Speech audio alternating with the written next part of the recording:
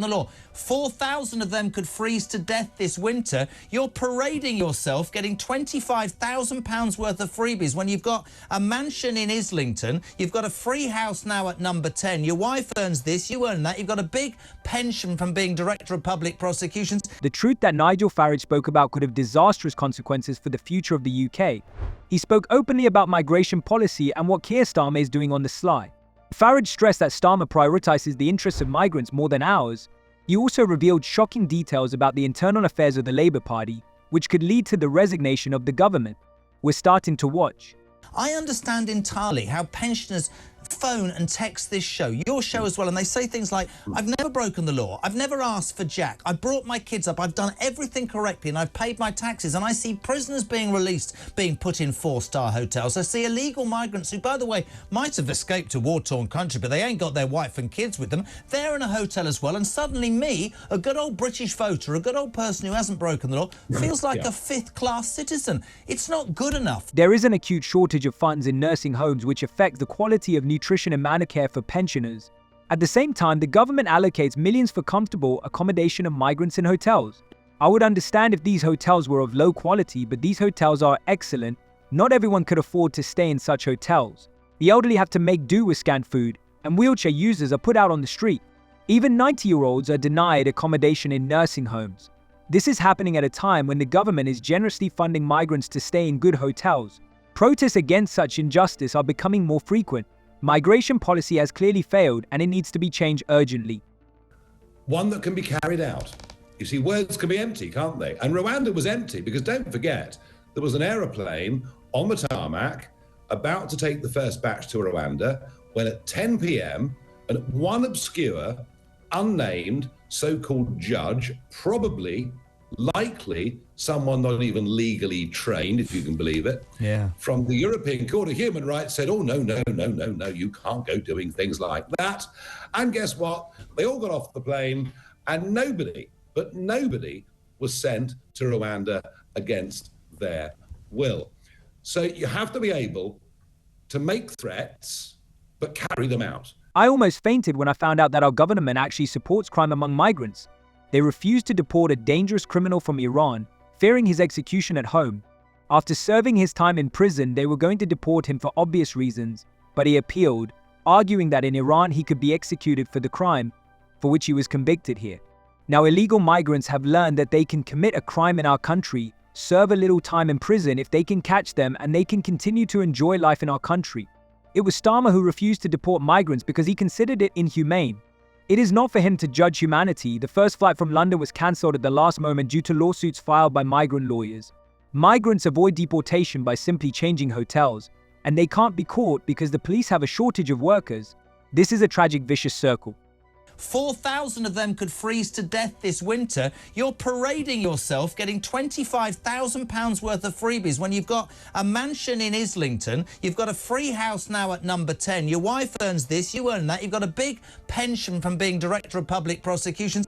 It's farcical. Talk about losing touch in 12 weeks. I don't think even people who voted for them are thinking they're doing a good job. I mean, it's whoever is advising Sir Keir Starmer is doing an appalling job. Truth is, he was never in touch. When this scoundrel first took office as Prime Minister, many expected him to become a voice of change, who would speak about what citizens had long dreamed of. Everyone thought that he would start taking measures to improve our quality of life. However, instead, his speeches turned out to be tedious, filled with memorist phrases and platitudes that did not inspire any confidence. The most memorable moments were only his unsuccessful attempts to hide the truth and the fatal mistakes he made. Besides, his friends are not trustworthy at all. Starmer and his corrupt friends found themselves at the center of a scandal involving accusations of banality and hypocrisy as they accepted expensive gifts worth thousands of pounds. Against this background, they decided to reduce winter fuel subsidies, which will negatively affect millions of pensioners who depend on these payments. Starmer repeatedly assured the public that he had everything under control, but it soon became clear that Sue Gray earns more than him using taxpayer funds.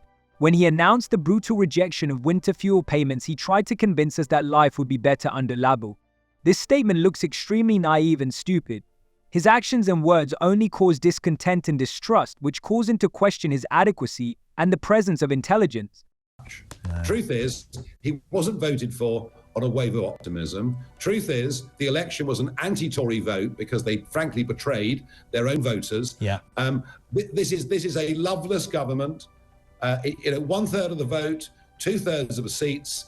It's going wrong. The wheels are coming off already. And I repeat the point, if ever we're going to have a moment of real change in politics, it'll happen in the next 2 or 3 years. Talking about other parties, I don't know why I'm doing this, because I think they're the most useless thing since God created. I mean, I thought everything was proven by the fact the Liberal Democrats, who I still don't know what they damn well stand for, apart from their leader seems to be on some sort of mission to throw himself down a mountain in whatever he's wearing that day. Keir Starmer has been vividly demonstrating his extremely unreliable nature for many years, and his principles look extremely hypocritical.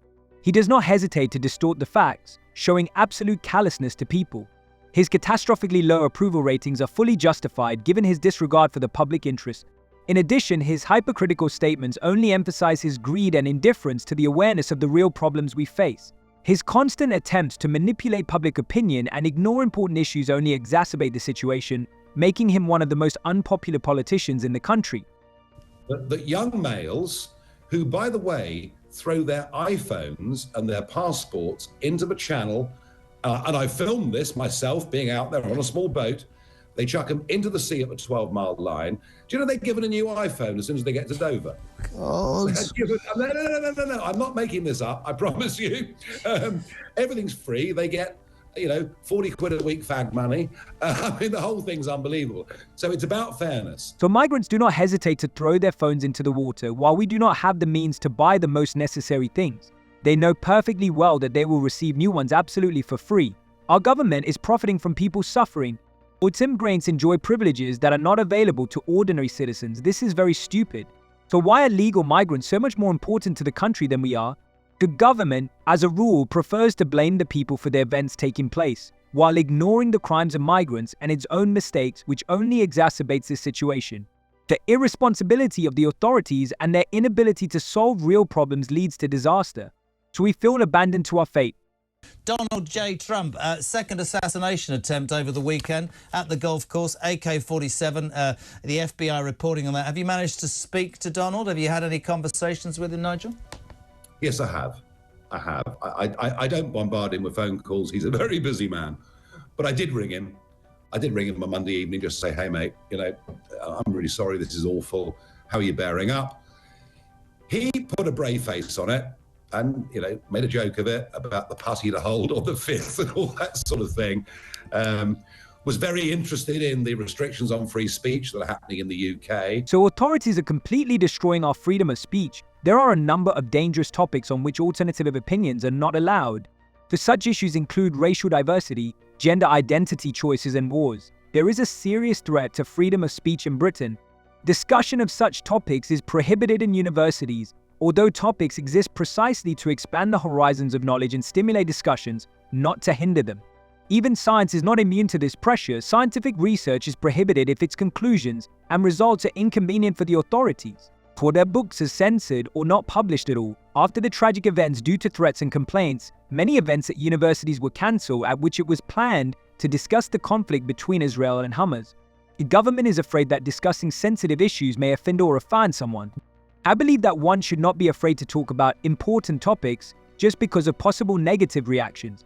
However, this does not mean that it is possible to switch to insults and incitement to hatred. There must be sanity everywhere. I am also very shocked by the attacks on Trump. Just imagine that the man who intended to harm Trump wandered around the golf club for more than 12 hours where he was at that time. Though he was noticed only at the last moment, this criminal found a hole in the fence which had a good view of the golf course. This loophole is regularly used by photographers, so the guards stopped paying attention to it, but in vain. And nevertheless, the fact that Trump is lucky to be alive again amazes me. He's really a very lucky man. So write your opinion in the comments. See you later.